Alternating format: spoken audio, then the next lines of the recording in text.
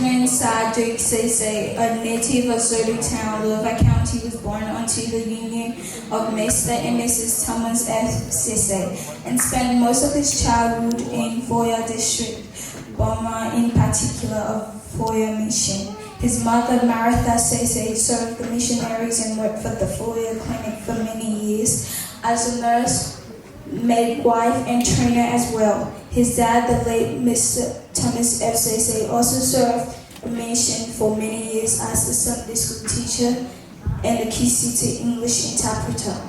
Mr. Sese is one of 7 biological children, but his parents were responsible for the upbringing of several other children. At the age of 12, after leaving for a mission for Vanjama City, Louisville County for education, he graduated from high school from Vanjama Military High School in the mid-80s. After graduation, he left Vanjama City and moved to Monrovia in search of a better life. Later, he went to Don Bosco Polytechnic University in Monrovia for a couple of years, majoring in accounting and business administration in the late 80s, but that school was closed due to civil war in 1990.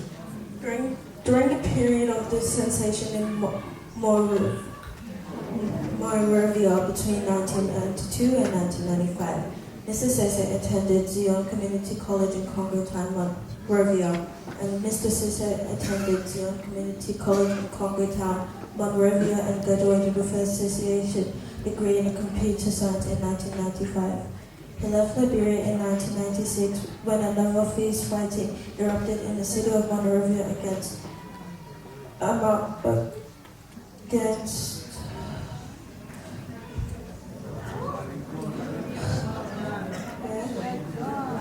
right factions and headed for Guinea, then Freetown, Sierra Leone, then back to Conakry, Guinea. When the Sierra Leonean War entered Freetown after spending about 5 years in Conakry, Mr. Sese migrated to the US in 2002 in search of a better life. Though the inspiration of his former boss from Conakry, Guinea, Mr. Sese began his nursing career in 2004 in the USA and graduated a licensed practical nurse in 2005 with a quest of pursuing his education. Further, Mr. Sese enrolled at Germana Community in Virginia, USA and earned his Associations of Art Science degrees in nursing in 2009. In 2014, he obtained his Bachelor's of Science degree in nursing from Chamberlain University College in Chicago, Illinois, graduating magna cum laude. In the same year, Mr. Sese re-enrolled at the Chamberlain University to elevate his nursing career to learn specialization. He again graduated magna cum laude from that program in 2018, earning a Master's of Science degree in nursing with the focus of family practice at medical level. Mr. Sese is currently preparing himself for his certification exam and medical license to practice as a family nurse, practitioner or general practitioner. His next goal is to earn the highest degree of nurse practice, a doctorate degree in nursing practice.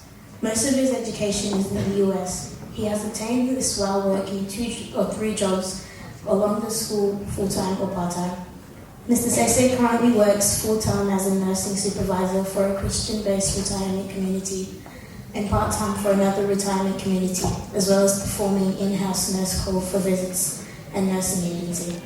Mr. Sese is married with a combined family of 9. He currently serves as the National Vice President of Operations for Diompillor, Australia, America.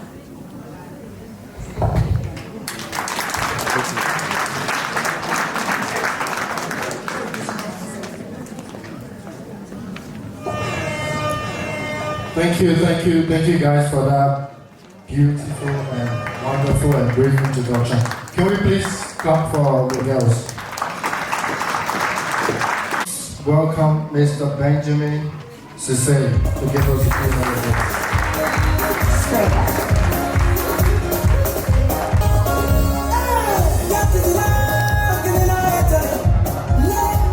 Good evening, everybody. The Honorable George Fumba, Chairman of Diompillor, South Australia, chapter leaders, members and officials of Diompillor, Australia, distinguished guests, ladies and gentlemen. Kisiala wasa.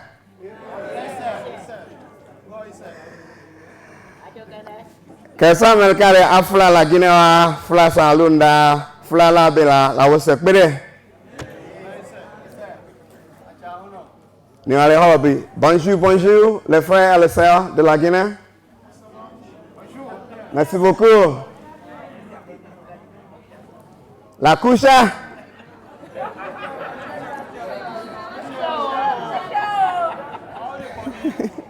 Everybody, how are you now? Thank you. Yeah, hello, my people.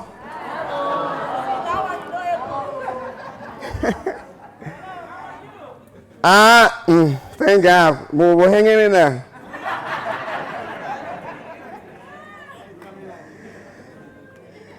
Anyway, I'm happy to be here, ladies and gentlemen, and just a little bit of fun right there.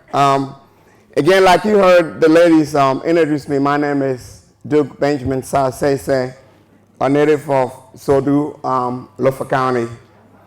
I bring you sincere greetings from the brothers and sisters in the U.S. who are with us in the organization Diompillor, USA. On behalf of the group there, I would like to extend my sincere thanks and appreciation to Honorable George Foma and everyone I've met so far for a warm reception and also for inviting us to be a part of this memorable occasion, as well as choosing me to fill in the role of keynote speaker. When we received the invitation to come here to Australia for this convention, several of our members expressed their desire to be here, but having carefully considered the length of the travel, how many hours it took me? Probably 26 hours. The longest flight I've ever had in life. And also costs associated with it, I was the only one who finally made a decision to come here. And again, it's an honor for me to be here, but my leadership team, after I volunteered, kind of co-sponsored my being here. And so I would like to say again to all of you here in Adelaide, is it Adelaide? Yeah. Okay, Australia. It is a great honor to be here with you tonight to lend our support to what you're doing here to unite our brothers and sisters. I want to take a few minutes to talk to you tonight on three important terms. If I'm going too fast, you say, hey, slow down. Diversity, unity, and development. And how these three terms can play a pivotal role in an organization such as Diompillor. Let's take a look at these three terms in separate context, but also united at the same time. As a human, in order to develop your mind, your body must be in agreement with it. The body must be willing to endure some pains, perhaps hardships, such as when you do a hard labor job, or to complete a construction project, or doing farm work or swamp work, like some of us did back home in Equinaway. I don't know if I have some witnesses here. Depending on your upbringing, you know what I'm talking about, right? Oh, I remember growing up, having to deal with that, going on the farm and on a swamp thing, especially in the morning hours, when you really feel like sleeping deep and they're gonna wake you up, you gotta go on the farm. And then not only that, but maybe the distance is so far that by the time you get on the farm, you're tired, but you have to work. I know I have some witnesses here. And then after that, you hit the bushes, breaking down the bushes, burning the bushes, hoeing the field, driving the birds, doing seed planting and harvesting, you name it. Those are all the things that you might have to do if you want to develop yourself as a farmer, or developing your mind as in gaining education. You must endure countless hours of study. If you want, for example, to graduate ahead of your class, or just to graduate, right? You have to put in some time. Is that right? Yes, I'm a witness to that. And I believe that some of us, if not all of us here, are witnesses to that. There's a gentleman named Erik Erikson. He was a renowned psychologist and psychoanalyst known for his theories on psychological development of human beings, and whose theories have been used in applied nursing for many, many years. He said that development depends on what a child does. His sense of morality steers toward right and wrong acceptance of others while one is in their early ages. That development depends on the ability to explore relationships leading to companionship and love, at which times our sense of deep intimacy and commitment is developed with achieved virtue of love while you are a young adult, for example. That when we become adults and up to the age of 65, development depends on the ability to accept responsibility and self-control. The positive side of that will be to establish your career, for example, or give back to your society and have a sense of being a part of that community.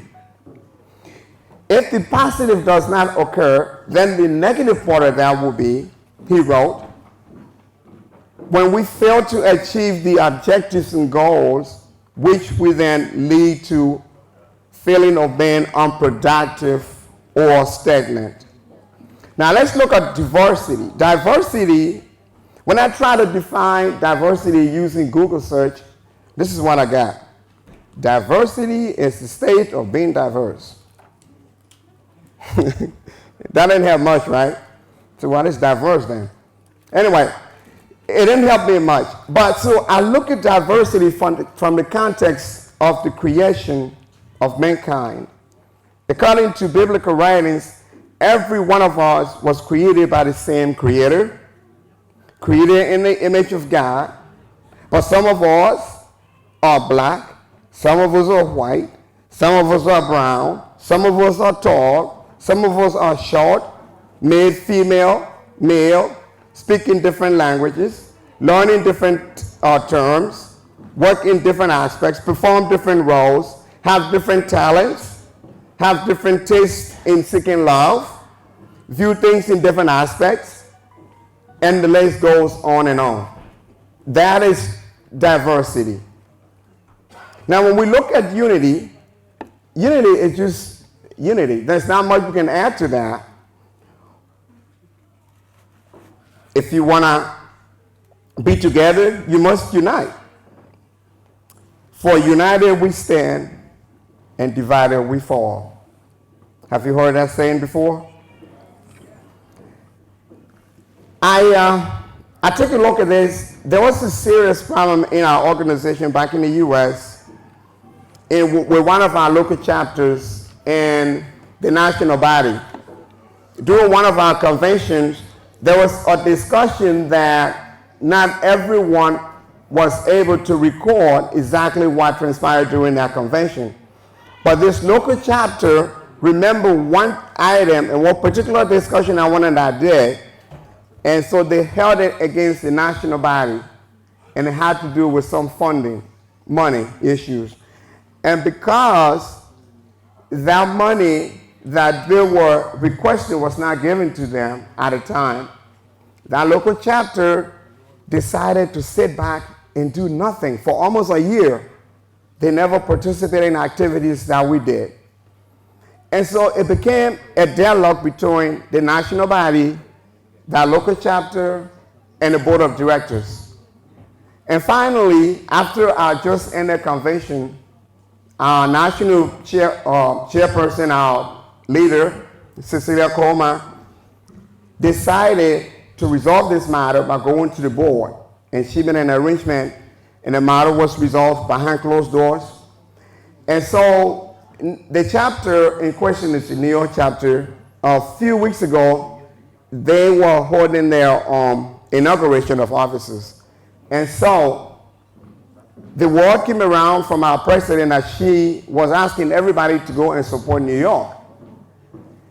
And the prime came in, everybody was, we are not going. New York has been away from us for almost a year, and everybody was upset and furious, and they didn't feel like going to be a part of what New York was doing then. So there were a few of us who supported the idea for our representation there. In the end, actually, our national chairperson did go to New York and participated in the induction ceremony of the new officials, and the matter was resolved from a resilient and not listening to the ones that kept her from going there. That is unity. And she had to withdraw a lot of things because she endured a lot of difficult times in dealing with that chapter. But she made it within herself. She said, I'm not going to let that, set me back, because the mere idea of Diompillor is unity. So I'm going to go there and give him support that they didn't give me. And believe me or not, when she showed up over there and everything was resolved, everything that New York had been set aside and not wanting to do, they began to come back in a group. I say that to mean that if you seek to bring development of society or group that is made up of diverse group of individuals, you must seek and pursue unity, embrace diversity at the same time. It is not easy uniting or leading people for a common goal or good. But that is what must be done in order to achieve development. The foundation of Diompillor, the idea that is spreading around the world today, was done under the auspices of unity. The Honorable Isaac Salmanger, a native of Sodu, who actually happened to be my own uncle, on January 7th, 1987, that's about 31 years ago, met in his basement in New Jersey, the United States, with 4 other individuals, formed Sir Johnny, James Mauer, Gus Stengbeck, and James Yafondo, namely, who saw the need to organize the migrating Kisses to the United States from the Kissy regions of Liberia, Sierra Leone, and Guinea to form a stronger bond among the Kisses. That meeting gave birth to Diompillor, as we know it today, Diompillor America Incorporated. Today, the organization has chapters around the U.S., Canada, and Liberia, and the same ideology, I believe, created Diompillor Australia. The national objectives of Diompillor America include to promote and enhance social education and cultural unity amongst its members, to provide opportunities and a forum through which members can address their concerns and basic needs, to encourage members to work diligently to engage in community service, such as leadership roles in the organization that is non-compensated, and participate in community-oriented programs at home and abroad.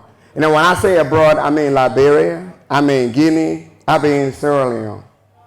So the primary objective of the organization has been and remains to seek and protect the general interest and welfare of its members and all Kisses and their families from within the region. There have been successes and challenges to achieve these goals. But collaboratively, we have been able to provide assistance for members in times of need. Like more recently, or one of our strongest members, lost his life, and together, we were able to raise over $10,000 for his funeral. Now, that would not have been easily done if it was just his family alone. So if you work collectively, a lot of things can be achieved. In fact, we've been very good at that, joining together to raise money for people when they pass on. Our challenges have been when we try to do things for the living. Not only that, at one point we participated in our disaster relief fund when the Ebola crisis entered our region. Diompillor America raised and donated some money to help the folks that resided within our 3 communities back there.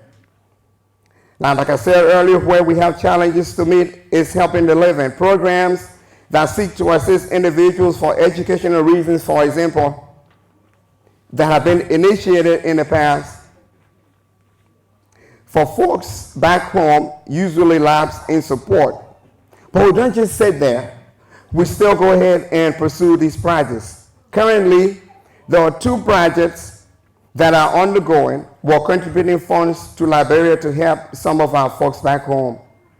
There are some university students from the Kisi region needing computers.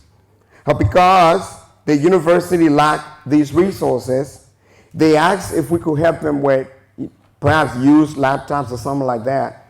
So we're generating money right now to purchase some used laptops and send to those fellows for those reasons that they can learn. The second project that we are currently working towards will blow your mind. As I said earlier, there was also a Diompillor group that is in Liberia. During the Ebola crisis, I mentioned earlier, a lot of lives were lost. And during that time, there were young children who had lost parents, who had lost families. And so Diompillor Liberia went and identified about 300 children who are mostly from the region we mentioned, the Liberia, Sierra Leone, and Guinea, in the Kisi region there. And they decided they want to help these kids to take care of them, and not only that, but at least to just sustain them going to school. What they found was that it will only cost about $30 a year for each one of these kids to go to school. My thinking was that, wow, $30, that's something probably some of us just spend on a meal for a day, or maybe just to fill a tank of gas. But to raise the total amount of $13,000 about to take care of these 300 kids per year, they decided to reach out to organizations and our umbrella organization in the U.S. And so currently what we're doing is that we decided to do some called sponsorship. Instead of just asking people to bring money, we decided if you want to sponsor maybe 2 or 3 of the kids, then it's about $30. If you say I'll sponsor one child, $30 per year, that's all you have to give. And so just before I came to this convention, we had a meeting, and my local president and I, both of us, decided we're going to sponsor 5 kids each. That will cost us about $150 US per year to make sure, thank you so much, to make sure that these little kids can get an education. Now, I'm not saying that you can or have to be a part of this, but if there's anyone who feels the need is that this cause is touching to you and you want to be a part of this, I'm here for the next few days, and the Honorable Fomba is here. I haven't told him this yet in any conversation. I meant to sit with him and tell him about it. But if you're willing to take upon yourself to say, yeah, I got a family, I have myself to take care of and other kids, but I think I can do something that is worthy of a cost. Maybe one day I might be able to see one of these kids. Actually, our national president, or Her Excellency Cecilia Chroma, is planning to go to Liberia at some point to take a look at some of these kids and see how money is going to be used. So on the ground right there right now, there are people who actually already have this thing organized and is ongoing, but they needed support and they reach out to us. So again, if you're willing and want to, be a part of this, it's something that is still open. We're still looking for ways and means to help those young kids. You can contact Mr. Former. He can get in contact with me, and then we can see how we all can work collaboratively to see if we can, help those young kids. Finally, I urge you, my brothers and sisters of Diompillor, Australia, seek not that which encourages division among you, but rather embrace unity and diversity, which will guarantee the end result of achieving developmental goals. For in union strong, success is sure. In this token, Diompillor America would like to reach out its hand to you in love and in kind to unite and form stronger ties and collaborative efforts among us at a local level, and or when you can finally organize your national leadership, we'll be willing to work with that national leadership as well. Sometimes it may not always be simple to achieve certain goals that lay ahead of you, because there are challenges. There are people probably who don't want to be with you. There are people who may come your way that you may fall apart with. And if you do all you can to encourage such people, sometimes you just have to leave some people behind and move on. I'm not saying that you have to do that always, but if there is one individual that's causing you to abandon 99, yeah, the Bible, Jesus left, he gave a Bible where he leaves the 99 sheep to go after the one, but sometimes you might have to consider leaving that one and concentrating on your 99.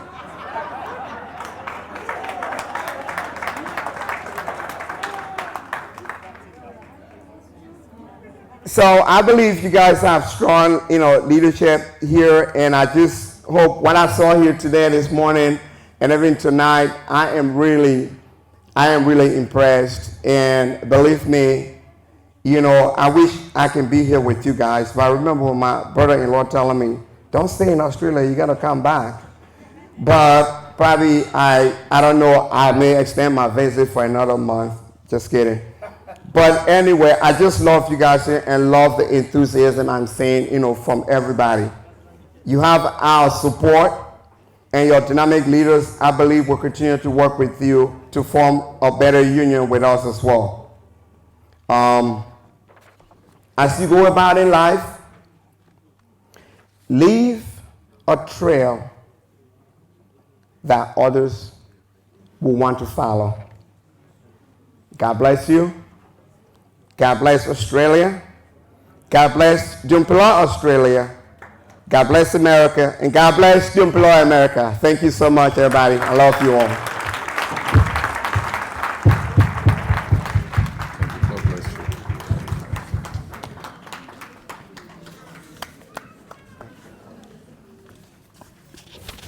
Thank you very, very much for that powerful presentation. Yeah. Thank you.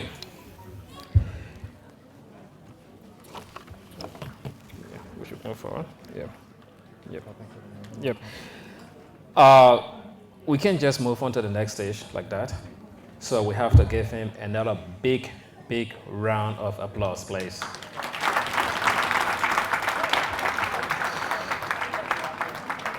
Thank you for speaking to us on unity, diversity, and development. Rest assured, we're going to implement what you have told us. Thank you. Yeah, Christian, just to add to what you just said, we want to thank the honorable man for the presentation. And I think if I should take a few things that you said, you mentioned like lots of wonderful things. But the one that touched my heart was the one you mentioned about when people are united. Um, Once you are united, even though you are diverse, there can be some kind of like development. So I think Christian, that's something that really like I took. I don't know if you took anything from there. Yes, I was listening. Yeah. Yeah. Yeah. Okay. Cool. Again, can we please have a hand of applause for the honorable man? Okay. We don't want to take too much of your time, and we don't want to keep you bored. We move on to the next part of the program, which is a performance by Diompillor Cultural Dance Troupe.